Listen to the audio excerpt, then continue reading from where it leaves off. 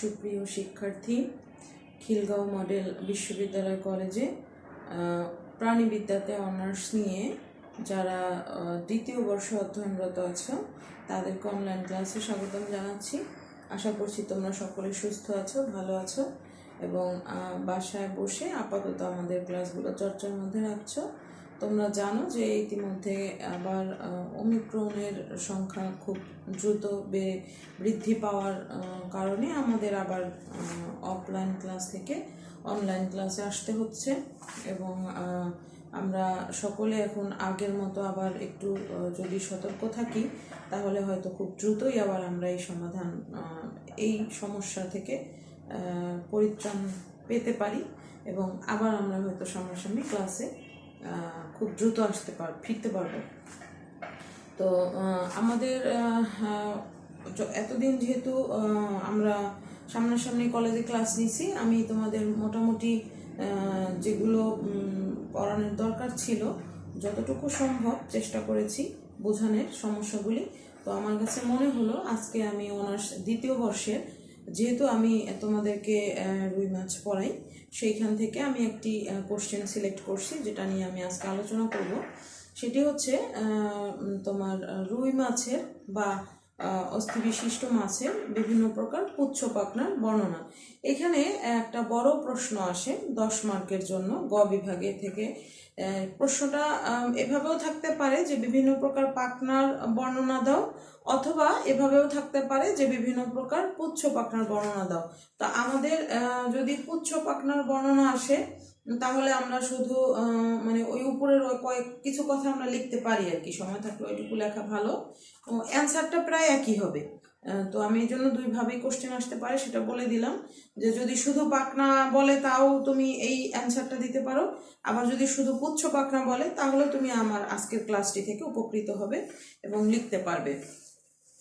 আমি তোমাদের এই জন্য আপাতত আমার কাছে যে বইটি কালেকশনে আছে, আমার কাছে আছে, সেটি আমি সহযোগিতা নিচ্ছি। আমার কাছে স্বপন কুমার দত্ত স্যারের একটি বই ছিল, সেটি থেকে আমি সহযোগিতা নিচ্ছি ক্লাসটি নেওয়ার ক্ষেত্রে।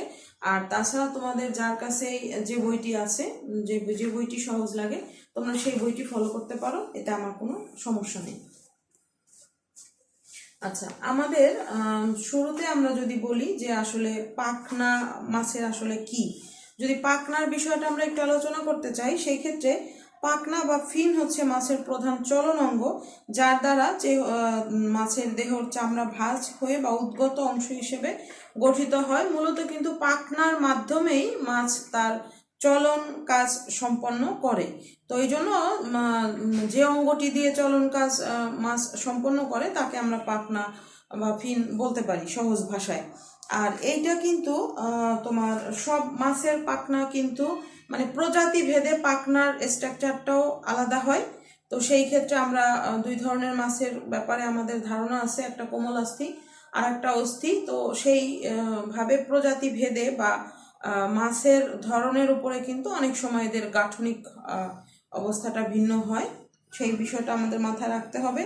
তো আমরা সাধারণত মাছের পাখনাকে প্রধানত দুটি ভাগে ভাগ করতে পারবো, একটা হচ্ছে অযুগ্ন পাখনা আর একটা হচ্ছে যুগ্ন পাখনা।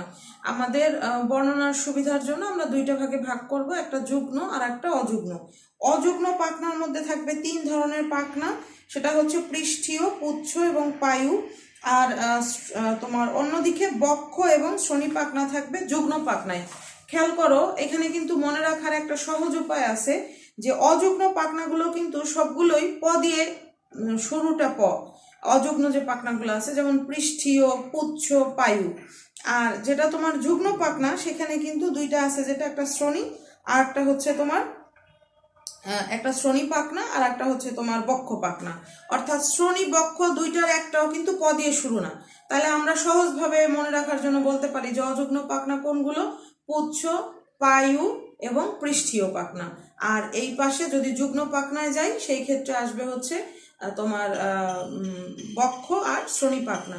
তো এবার আসো আমরা একটু ধারণা নিয়ে নেই যে অযুগ্ন পাখনাগুলো আসলে, হালকা একটু ধারণা নেব কারণ আমাদের পুরো বিস্তারিত ধারণার দরকার নাই।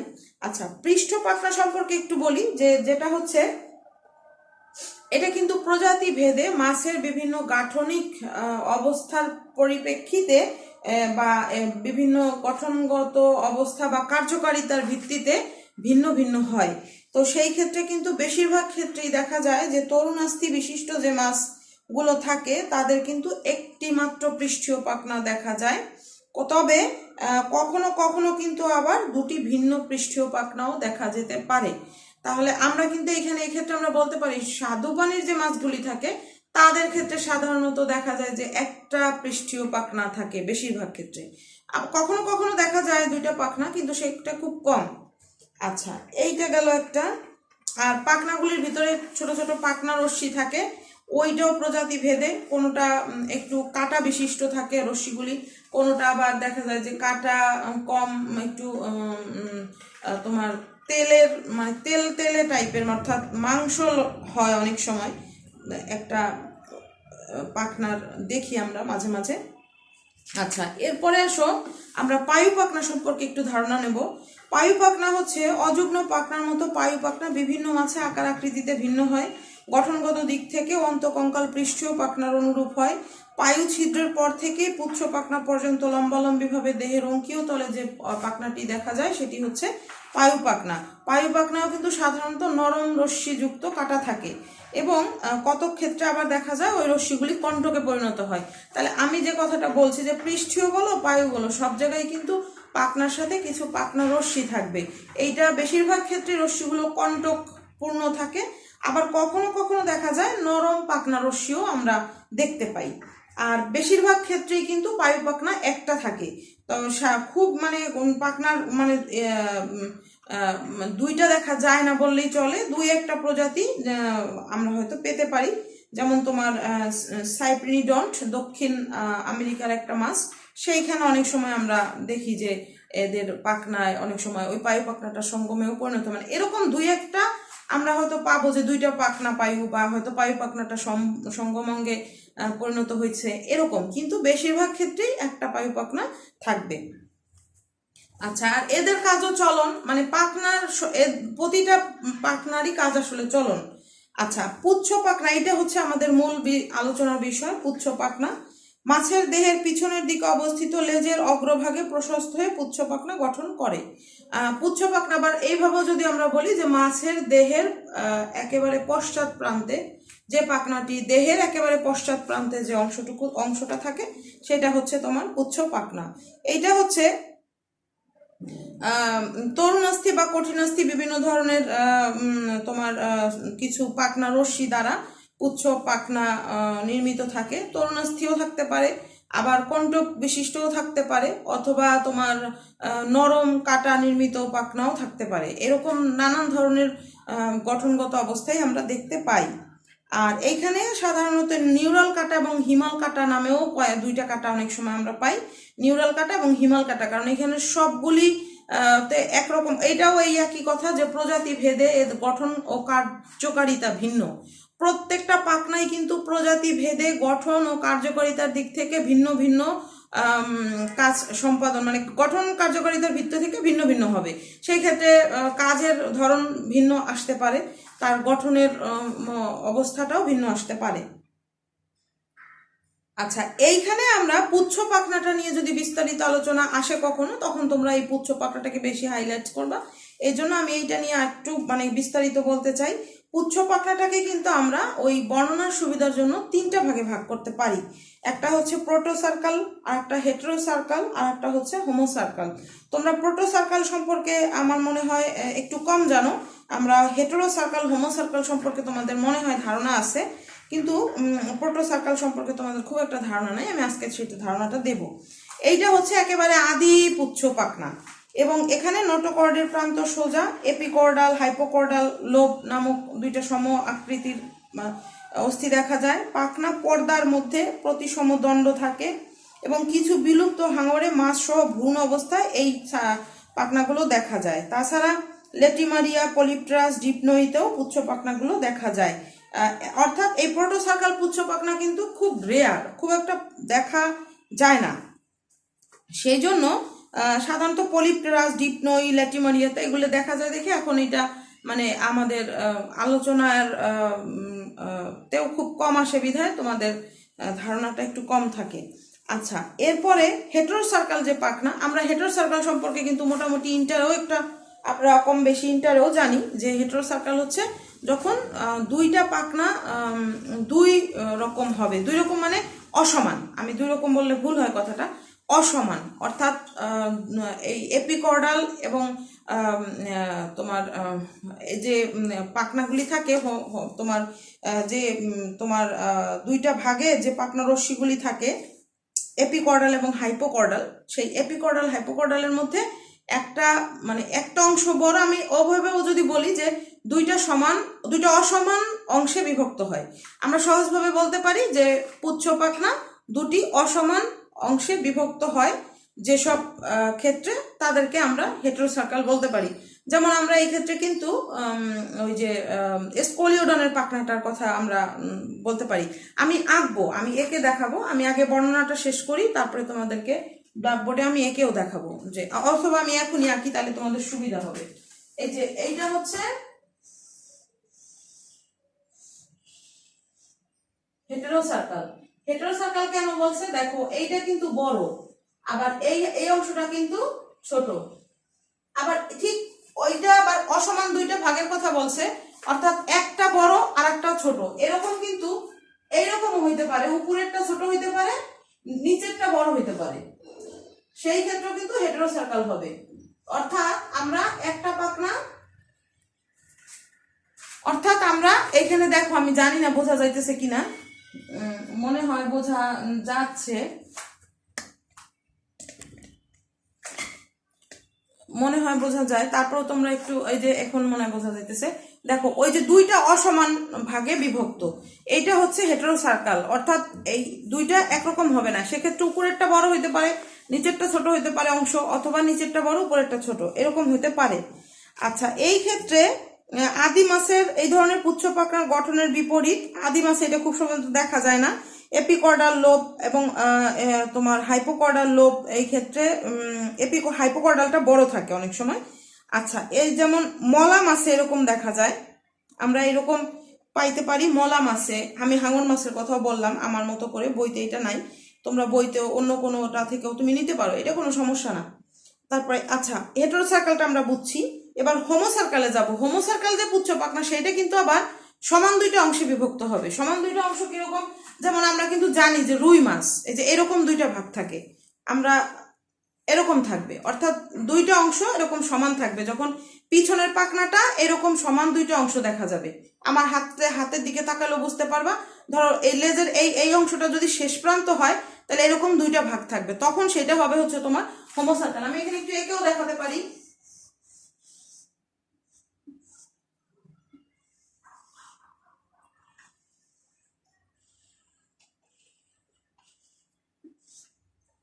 দেখো এইটা কিন্তু হোমোসার্কাল, অর্থাৎ সমান দুইটা অংশে বিভক্ত, এখানে কিন্তু কোনোটা বড় কোনোটা ছোট হবে না। আমার আঁকাতে যদি এইটা মনে হয় একটু বড় লাগতেছে, বাট বড় করা যাবে না, দুইটা সমান ভাগে বিভক্ত, একেবারে সমান হবে, এরকম এরকম দিয়ে সমান করতে হবে, যদি সমান হয় তখনই সেটা হবে হোমোসার্কাল। তো এই মাছের এইটা কিন্তু আমরা সাধারণত দেখো রুই মাছ, কাতল মাছ, এই মাছগুলোর ক্ষেত্রেও কিন্তু আমরা পিছনে দেখি। আমি এই বইয়ের ভিতরে এই উদাহরণগুলো পাচ্ছি না, আমি আমার মতো করে বলতেছি, কারণ হচ্ছে এগুলি বললে তোমরা সহজে বুঝতে পারবা। তাছাড়া তোমরা যদি তোমাদের কাছে যদি যে বইগুলি আছে সেখানেও তোমরা পেতে পারো।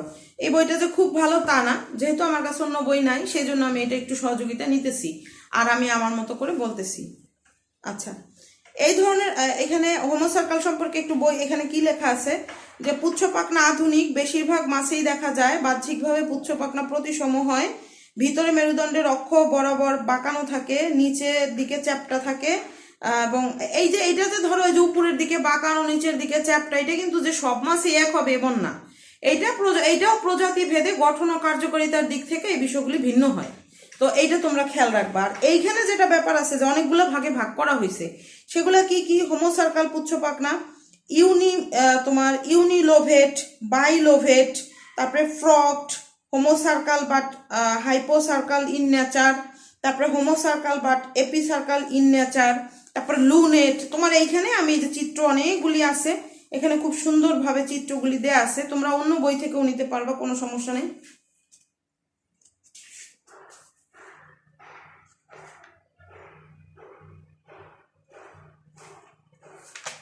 এখানে যে দেয়া আছে লুনেট, তারপরে তোমার ফ্রকড, ইমার্জেন্ট, তারপরে তোমার রাউন্ড, পয়েন্টেড।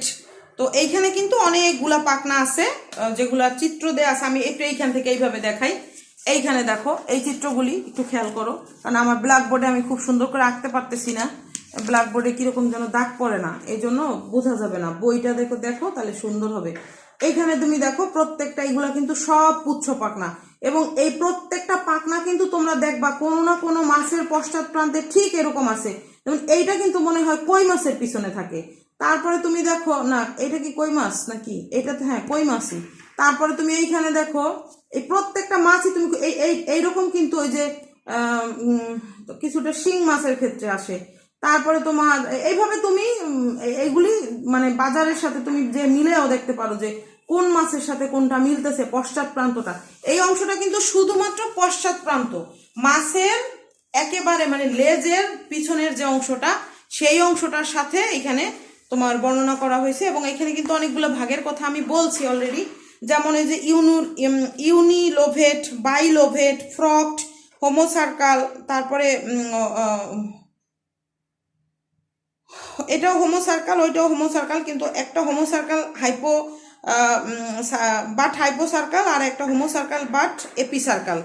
আর তারপরে হচ্ছে লুনেট, তারপরে ফ্রকড, ইমার্জেন্ট। ইমার্জেন্ট কোনটা জানো? ইমার্জেন্ট হচ্ছে এখানে আমি একটু দেখাই, এই যে ইমার্জেন্ট, এইটা হচ্ছে ইমার্জেন্ট। দেখো এই যে সেকেন্ড ইসের মতো, এই যে এইটা অনেকটা দেখো পশ্চাৎ প্রান্তটা সেকেন্ড ব্র্যাকেটের মতো অনেকটা। আমরা যেটা দেখতেছি দেখো এই অংশটা সেকেন্ড ব্র্যাকেটের মতো দেখতেছো, এই যে এরকম সেকেন্ড ব্র্যাকেট, এটা হচ্ছে তোমার লুনেট। তারপরে তোমার রাউন্ডেড, যেটা রাউন্ডেড সেটা হইতেছে এই যে এটা হচ্ছে রাউন্ডেড। রাউন্ডেড মানে যার পশ্চাৎ প্রান্তটা একটু রাউন্ড টাইপের, কোনো ইয়ে না। আমি যদি এখানে আমার মতো করে কতগুলো আঁকি, যেমন তুমি যদি শিং মাছ দেখো, আমি যেগুলো আসলে আমাদের বাজারের মাছগুলি হয় সেগুলোর সাথে বললে তোমাদের বুঝতে সুবিধা হবে। যেমন তুমি দেখো শিং মাছ, শিং মাছের পশ্চাৎ প্রান্তটা এরকম।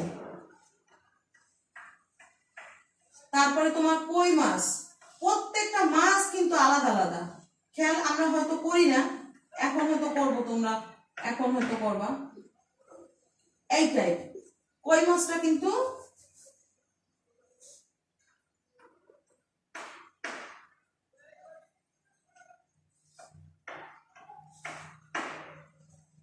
এই যে এরকম, কই মাছটা হবে এরকম পিছনের অংশটা। তারপরে তুমি দেখো মানে প্রত্যেকটা মাছই আলাদা আলাদা। তারপরে তুমি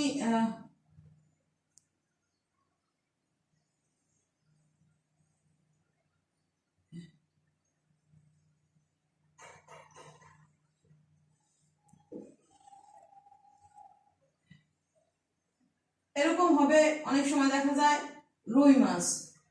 তারপরে তুমি দেখো ইলিশ মাছ কিন্তু আবার এরকম ফাঁকা, এই যে এরকম ফাঁকা যখন হবে না, এটা হলো ফ্রকড, বুঝছো? এই যে এরকম ফাঁকা থাকে, একেবারেই ফাঁকা থাকে, মানে এই জায়গাটা। অর্থাৎ তোমরা যদি প্রত্যেকটা মাছের মানে আমি একে দেখানোর চেষ্টা করছি পশ্চাৎ প্রান্তগুলি, যে তুমি যদি বাজারে যাও প্রত্যেকটা মাছের পশ্চাৎ প্রান্তগুলি মানে যে লেজের পশ্চাৎ অংশটা সেই অংশটা খেয়াল করবা, যে ওই মাছ মানে কোন মাছের কিরকম। আর প্রয়োজনে চাইলে ওই সময় একটা বই নিয়ে যাইতে পারো সাথে করে, সাথে, কারণ অনেক সময় দেখা যাবে তোমার সংজ্ঞাটা ওই সময় মনে নাও থাকতে পারে। তো সেই ক্ষেত্রে তুমি যখন দেখলা বইটা খোলার পরে তুমি দেখলা যে কোন চিত্রের সাথে এটা মিলতেছে, যদি তুমি মনে না রাখতে পারো। তাছাড়া তুমি এমনিতেও যে দেখবা যে ভেরিয়েশন প্রত্যেক কোনো মাছের প্রজাতির সাথে, এটা কিন্তু খেয়াল রাখবা, আমি বারবারই বলতেছি, প্রজাতি ভেদে গঠন এবং কার্যকারিতার দিক থেকে কিন্তু প্রত্যেকটা ভিন্ন হবে। একই প্রজাতির মাছের ক্ষেত্রে একই রকম হবে, কিন্তু যখন ভিন্ন প্রজাতি আসবে তখন কিন্তু গঠনগত কার্যগত সব দিক থেকেই ভিন্ন হবে। এই কথাটাই বলছে বারবার।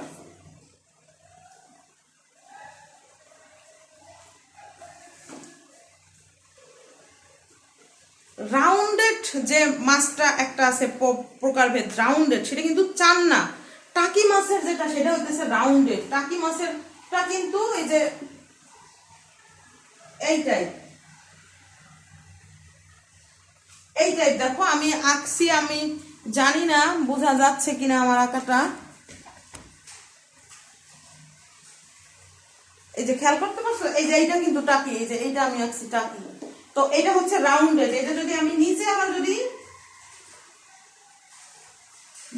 নাম লিখি তাহলে কিন্তু আবার ওই যে নিচে নাম লিখে দিতে হবে যে এটা রাউন্ডেড, এটা ফ্রক, এটা হচ্ছে তোমার মানে প্রত্যেকটা আলাদা আলাদাভাবে পয়েন্টেড।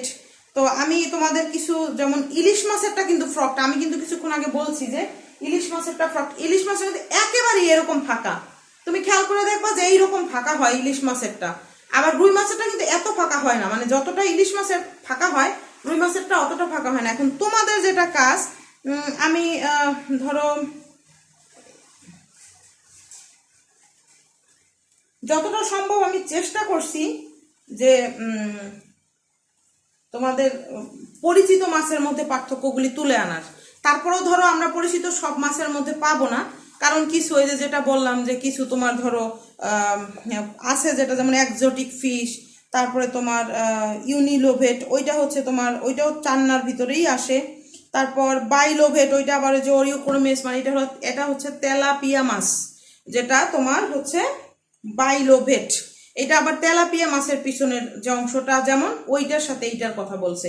তো এখন এইখানে হচ্ছে যে তুমি ওই প্রত্যেক, এইটা সবচেয়ে ভালো হবে যে তুমি যদি বইটা নিয়ে বাজারে যে, আমি কারণ এখানে তো সব মাছ, মানে তোমাকে যদি আমি দেখাইতে পারতাম প্রত্যেকটা মাছের ধরে ধরে পিছনের অংশটা, তাহলে তোমার বুঝতে আরো সুবিধা হইতো। কারণ আমি যতটা সম্ভব আমি একে বোঝানোর চেষ্টা করছি।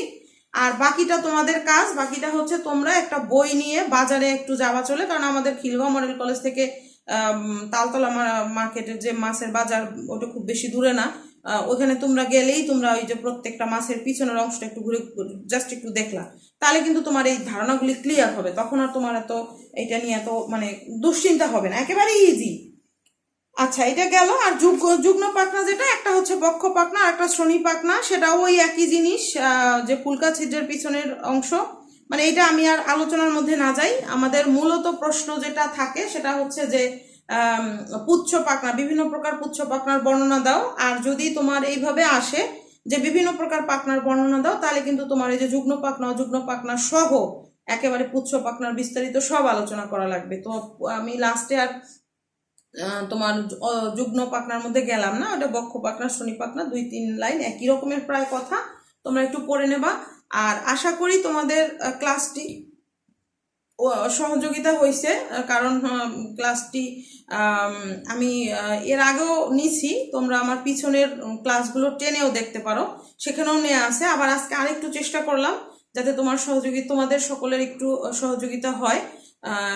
যদি তারপরেও কারো অসুবিধা লাগে তাহলে তোমরা আমাকে নক দিতে পারো যে কোথায় ক্লাসটা আর একবার নিলে ভালো হয়। আশা করি তোমরা সকলে সুস্থ থাকো, ভালো থাকো, এবং সবার কাছে আমার বলার থাকবে যে সবাই আমার জন্য দোয়া রেখো যেন আমি সুস্থ থাকতে পারি, এবং সুস্থ থাকতে পারলে আমি তোমাদের ক্লাস নিতে পারবো। আশা রাখি যে আবার আমাদের ক্লাসে দেখা হবে, এবং সকলের কাছে আমি আবার দোয়া চাচ্ছি যেন আমি সুস্থ থাকি। সেই দোয়া তোমরা সবাই আমার জন্য করো, এবং সকলের মঙ্গল কামনা করে আজকের ক্লাসটি শেষ করছি।